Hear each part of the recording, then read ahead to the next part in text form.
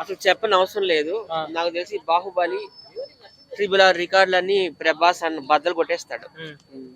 Super అసలు. ఇంక director ఎలాంటి వాడు అసలు. ప్రశాంత్ నీల్ అంటే ఒక రాజమౌళి, ఒక ప్రశాంత్ నీలు, మణిరత్నం వీళ్ళంతా మన సౌత్ గర్వించదగ్గ డైరెక్టర్లు కదా. ఒక రామ్ గోపాల్ వర్మ వీళ్ళంతా.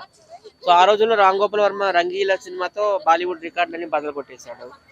ఆ తర్వాత మన రాజమౌళి గారు 'బాహుబలి'తో బద్దలు కొట్టేశారు. 'ట్రిబుల్ ఆర్'తో ఇంకా ఆస్కార్ అవార్డు వచ్చేసింది, గోల్డెన్ గ్లోబ్ కూడా వచ్చింది.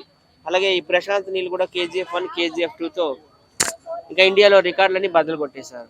అలా మణిరత్నం ఆ రోజుల్లో బొంబాయి సినిమా ఎంత సూపర్ డూపర్ హిట్. ఒక రోజా, ఒక బొంబాయి.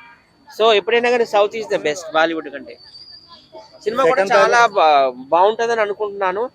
అందులో మన మలయాళీ సూపర్ స్టార్ పృథ్వీరాజ్ సుకుమారన్, ఇంకా ప్రభాస్, జగపతి బాబు వీళ్ళందరూ కాంబినేషన్ అంటే ఇంకా మామూలుగా ఉండదు ఇంకా.